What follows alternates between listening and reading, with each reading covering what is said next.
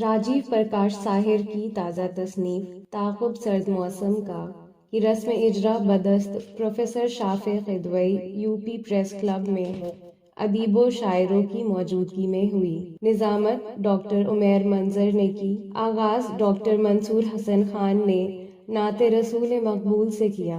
حاضر ہے learn on line with فیضان خان کی خصوصی رپورٹ۔ تعاقب سرد موسم کا راجو پرکاش ساحر کا یہ جو افسانوی مجموعہ ہے، اس میں ان کے 46 افسانے شامل ہیں۔ اس سے پہلے ان کا ایک مجموعہ افسانوں کا اور آیا تھا 82 سے ملے، اس سے کچھ افسانے لیے انہوں نے، لیکن بیشتر افسانے اس میں نئے ہیں۔ اور ظاہر ہے کہ یہاں پر لوگ اظہار خیال کریں گے اور تفصیل سے اس کے بارے میں کچھ نہ کچھ باتیں آئیں گی کہ اس کی کیا کیا جہتیں ہیں۔ لکھنؤ اس لحاظ سے، لکھنؤ کا ذکر تو شاعری کے حوالے سے یا زبان کے حوالے سے ہوتا رہا ہے، لیکن لکھنؤ کی پوری تاریخ میں شاعری کے شانہ بشانہ، فکشن کی، ناول کی، افسانوی ادب کی بہت ہی توانا روایت رہی ہے۔ ہر حد میں کوئی بھی معاصر منظرنامہ آپ آج جس کتاب کا اجرا کر رہے ہیں، لیکن اسی کے ساتھ یہاں پہ محسن خان بیٹھے ہوئے ہیں۔ محسن خان صاحب کا ناول جس کے کئی ایڈیشن آئے، ہندوستان اور پاکستان میں اس کی دھوم مچی، اس پر ایک ایم فل بھی دہلی یونیورسٹی سے اس پر ہو چکا ہے۔ بس یہ محض اتفاق ہے کہ اس کا وائیوا لینے میں ہی گیا تھا تو میں نے دیکھا کہ وہ کام بہت اچھا کام ہوا۔ تو لکھنؤ عام طور سے ہم جس حوالے سے جانتے ہیں شاعری کے حوالے سے، لیکن یہاں پہ فکشن کی بہت ہی توانا، بہت ہی مستحکم روایت رہی ہے۔ راجیو پرکاش ساحر کا یہ بھی کمال ہے کہ آج ہندی ادب کی یا ہندی ادب کے حوالے سے 2-3 بڑی اہم شخصیتیں ہم کہہ سکتے ہیں۔ پروفیسر نلین جنید یہاں بیٹھے ہوئے جب گفتگو کریں گے تو آپ دیکھیں گے کہ پورے اس کی تاریخ پہ، معاصر منظرنامے پہ پرتول جوشی صاحب بیٹھے ہوئے ہیں، جو اردو اور ہندی دونوں کی ایک طرح سے ساجھا جو وراثت ہے، اس کے روایت کے بڑے امین کے طور پہ ہم کہہ سکتے ہیں آپ موجود ہیں۔ میں نے پہلی بار راجیو پرکاش ساحر کو آج سے 12-13 برس پہلے زی نیوز کے اسٹوڈیو میں ان سے میری پہلی ملاقات ہوئی تھی۔ لکھنؤ آنے کے بعد ملکزادہ منظور صاحب کے توسط سے، پرویز بھائی کے توسط سے اس ملاقات کی تجدید ہوئی، اور پھر وہ ملاقات عمر بھر ایک ملاقات چلی جاتی ہے، لیکن یہاں تو بے شمار ملاقاتیں، لیکن ملاقاتوں کا ذکر کیا جائے ایک فنکار کے طور پر اور ایک انسان کے طور پر، ایک اچھے دوست کے طور پر، ایک اچھے شخص کے طور پر، جن لوگوں نے بہت قریب سے دیکھا ہے ان میں پرویز بھائی، پرویز ملکزادہ صاحب نے یقیناً ہر حیثیت سے ان کو بہت قریب سے دیکھا ہے، اور ان کے لیے اردو زبان، ادب اور ثقافت کے لیے جو ایک فدائیت پائی جاتی ہے راجیو پرکاش ساحر کو، اس کو جن لوگوں نے بہت قریب سے دیکھا اس میں پرویز ملکزادہ کا نام شامل ہے۔ تو میں چاہتا ہوں کہ آج کی اس گفتگو کا ایک ایسی گفتگو وہاں سے شروع کی جائے کہ جس نے بہت قریب سے ایک انسان کے طور پر، ایک مخلص دوست کے طور پر اور ایک فنکار کے طور پر دیکھا ہے۔ میں گزارش کروں گا پرویز ملکزادہ۔ ساتھیوں، یہ بات تو سچ ہے کہ راجیو پرکاش ساحر کو میں نے بہت پہلے سے، یعنی 15-20 سال پہلے، لیکن میری جب ملاقات ہوئی تھی تو وہ لکھنؤ کی شعری نشستوں میں شرکت کرتے تھے، وہاں اپنی غزلیں سناتے تھے۔ لیکن ان غزلوں کے بارے میں افتخار عارف کا وہ شعر مجھے یاد آتا ہے کہ جیسے سب کہتے ہیں غزلیں نظمیں گیت، ویسا کہہ کہ انبار لگا سکتا تھا میں۔ تو میں بالکل مطمئن نہیں تھا، یعنی لکھنؤ میں جس طرح کی شاعری ہو رہی تھی، بہت اچھی شاعری ہو رہی تھی، لیکن ایسا مجھے نہیں لگا تھا کہ آنے والے وقتوں میں آگے جا کے یہ اردو غزل میں ان کا کوئی بہت بڑا کنٹریبیوشن ہوگا یا لوگ ان کو بحیثیت شاعر یاد کریں گے۔ پھر اس کے بعد کچھ دنوں بعد اودھ نامہ میں میں نے ان کا پہلا افسانہ پڑھا۔ وہ واقعی افسانہ ایسا تھا کہ اس نے اپنی طرف دھیان کھینچا، یہ لگا کہ بھائی یہ وہی راجیو پرکاش ساحر ہیں، ان کو تو اب ان کے اندر جو ایک افسانہ نگار تھا وہ تو بہت ہی اچھا ہے، بہت ہی توانا، بالکل بہت نیا پن محسوس ہوا۔ اور اس کے بعد میرے مرحوم والد پروفیسر ملکزادہ منظور احمد نے امتحان میں लगातार इनके कई अफसाने आए, उस पे भी जो खतूत आते थे उसमें बाकायदा लोग तारीफ करते थे कि साहब राजीव प्रकाश साहिर का अफसाना जो है ये बहुत पसंद आया। और उसके बाद लगातार फिर ताबड़तोड़, ये लफ्ज गलत है, नहीं इस्तेमाल करना चाहिए, इनकी किताबें आना शुरू हुई। और वाकई किताबें तो आई, लेकिन उस पर बातचीत भी हुई इनके अफसानों पे। और ख़ास तौर पे मुशर्रफ आलम ज़ौकी मरहूम जब भी फ़ोन करते थे, मेरी बात होती थी, तो वो कहते थे कि भाई राजू बहुत अच्छा कह रहे हैं, बहुत अच्छा लिख रहे हैं, और उनके अफसाने जो हैं वो मुतासिर करते हैं। ऐसा लगता है कि लखनऊ में वो अब नैयर मसूद साहब, ये जो बड़े अफसाना निगार, हालांकि लखनऊ में मैंने ये महसूस किया कि ख्वातीन अफसाना निगारों का थोड़ा सा गलबा रहा। महनाज वाजिद मौजूद हैं, उसके अलावा मसरूर जहां, डॉक्टर सबिहा अकबर और आयशा सिद्दीकी। लेकिन नैयर मसूद साहब, वो ग्रुप जो था रामलाल साहब का, विशेषर प्रदीप साहब का, या नैयर मसूद साहब तक, उसके बाद थोड़ा सा।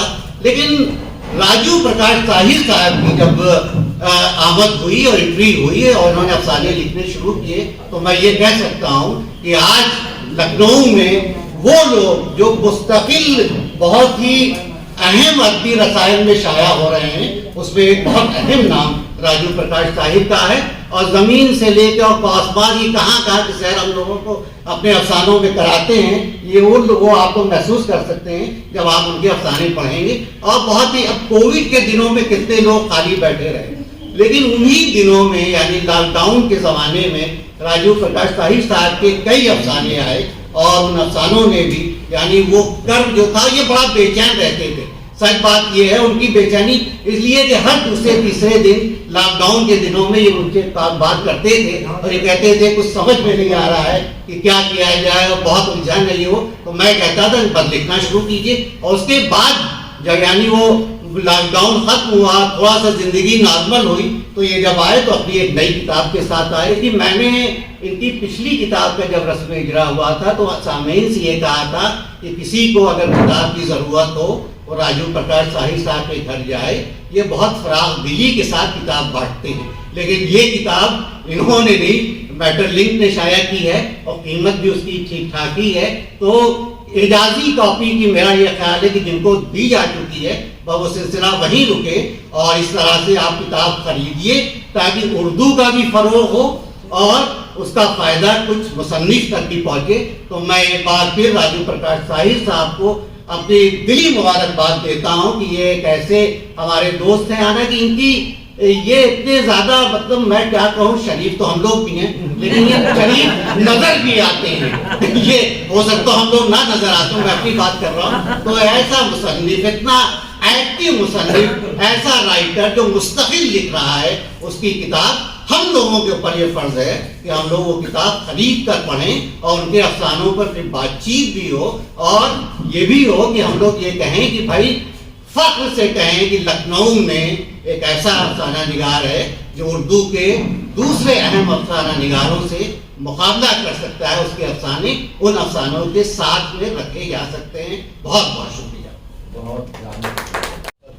बहुत कभी कभी पहला मुकर्रिर इस तरह से ट्रेन सेट करते। कल मैं दिल्ली में एक प्रोग्राम में था, तो वहाँ किसी वजह से प्रोग्राम को बहुत दूर तक खींच के ले जाना पड़ा, इसलिए कि एक साहब जिनको आना था उनकी गाड़ी कुछ लेट हो गई, लेकिन आज गाड़ी वक्त पर है। और मैं ये गुजारिश करूँगा जाहिर है कि सब लोग वही बात कहें जो कहनी चाहिए, और इख्तिसार कहना सही नहीं है, बल्कि ये है कि जो अगर मगर वाली बात होती है, तबीयत या इस तरह की चीज़ों को छोड़ करके किसी अफसाने पे किसी हवाले से, इसलिए कि जो 45-46 अफसाने हैं उसमें से बेशतर तो जो नए हैं उनको पढ़ने के बाद, और ख़ास तौर से लॉकडाउन के ज़माने में बाद लोगों ने उसे दूसरे तौर से इस्तेमाल किया परेशानी के आलम में, लेकिन उस परेशानी को जिन लोगों ने फ़न बना दिया या अपने फ़न का हिस्सा बना दिया, तो राजू प्रकाश साहिर कोशिश की, और उसके असरात बहुत से अफसानों पर आपको मिलेंगे।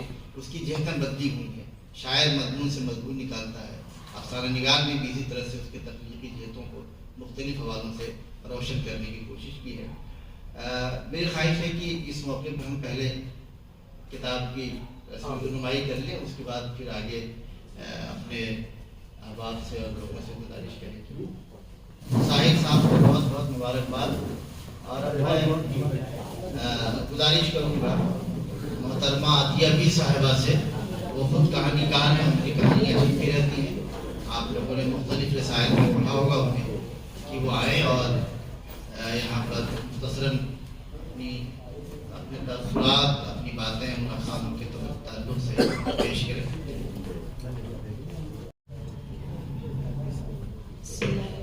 السلام علیکم. صدر محترم سے اجازت چاہتے ہوئے آج میں راجیو پرکاش ساحر صاحب کے افسانوں پر اپنا مضمون پیش کرنا کی اجازت چاہتی ہوں.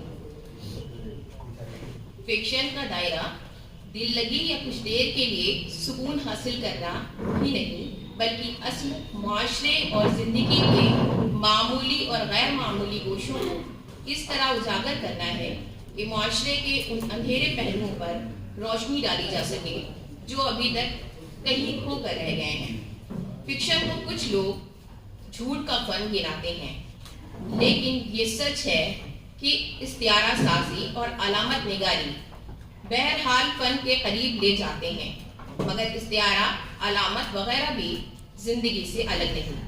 فنکار کا اصل کام اس کی تصویر کو پیش کرنا ہے جو قاری کی آنکھوں سے اوجھل ہے.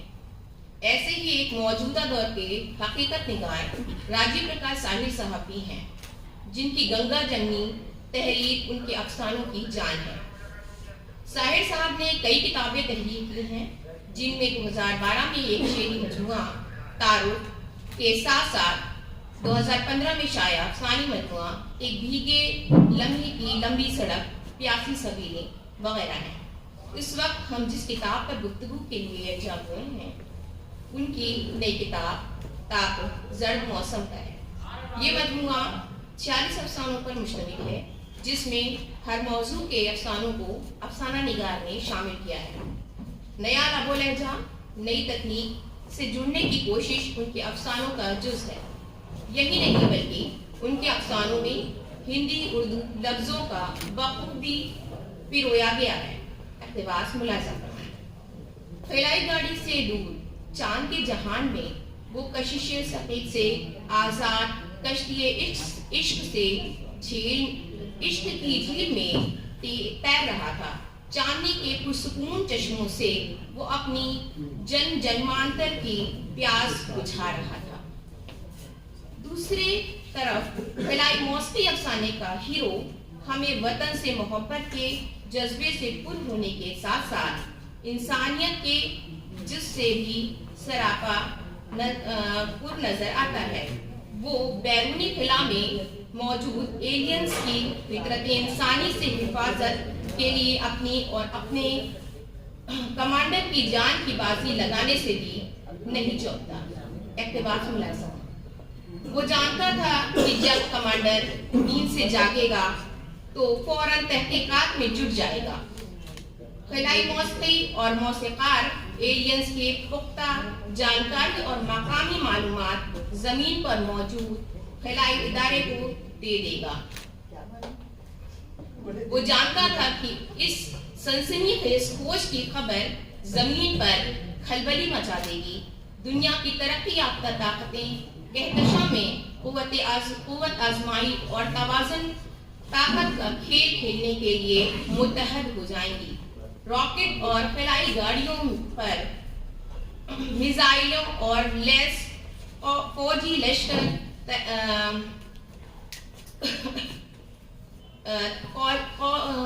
لشکر اور بیڑے ایلینز اور چاند پر قبضہ کرنے کے لیے جمع ہو جائیں گے, کیونکہ یہی انسانی فطرت تھی. زمین پر تو نقشے روز مٹائے بنائے جاتے ہیں, تو کیا روحوں کے قیام گاہ میں بھی خون بہے گا؟ ان ایلینز کا جن کے خون کا رنگ کے بارے میں بھی ابھی کچھ پتا نہیں. تماشا جاری ہے.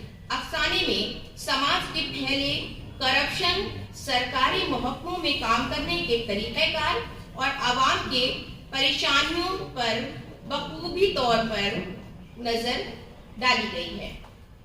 اس افسانے کے سارے کردار ہمیں سامنے چلتے پھرتے اور جیتے جاگتے نظر آتے ہیں. जैसे इक़्तिबास मुलाहिज़ा फरमाएं, दोपहर के 1 बज चुके थे। रघुविंदर प्रकाश अपनी सीट पर बैठ चुके थे। दुकानदारी चल रही थी। चपरासी एक एक करके ग्राहक भेज रहा था। रुखसाना भी आकर सामने बैठ गई। सलाम साहब। रुखसाना भी ने काले रंग का शाल ओढ़ रखा था और एक बड़ा सा लेडीज पर्स भी लिए थे, जो उन्होंने सामने मेज पर रख दिया। रघुविंदर प्रसाद ने फाइल से नजर उठाकर देखा। ओफो, फिर आ गई। क्या है, रोज चली आती हो डिस्टर्ब करने। रुखसाना भी नर्म लहजे में बोली, अरे साहब, खुदा आपको सलामत रखे, गरीब पर दया करो। रघुविंदर प्रसाद, अरे यहाँ दया करने नहीं बैठे, औकात नहीं है तो क्यों चली आती हो? रजिस्ट्रेशन हो जाएगा, इमदाद मिलेगी तो 4 पैसे तुम ही कमाओगी। इन अफसानों की रोशनी में देखा जाए तो राजीव प्रकाश साहिर साहब के अफसानों का रंग अस्र हाजिर में फैले उन तमाम मौज़ूआत को खुद में समेटे है, जहां कारी की निगाह आसानी से नहीं पहुंचती। तख्लीकी हुनरमंदी के साथ साथ जबान और बयान पर कुदरत अफसानों के हुस्न को दोबाला करते नजर आती है। अफसाना निगार के मकालमों में खूबसूरती, लफ्जों का इंतखाब उनकी बाकी तमाम अफसाना निगारों से अलहदा बनाता है। बहुत शुक्रिया। सामईन, आपसे बस इतनी गुजारिश है कि हमारे इस प्रोग्राम को लाइक, शेयर और सब्सक्राइब करना ना भूलें। साथ ही बेल आइकन जरूर दबाएं, जिससे अपलोड होने वाली हर नई वीडियो का नोटिफिकेशन आप तक पहुंच सके। बेहद शुक्रिया।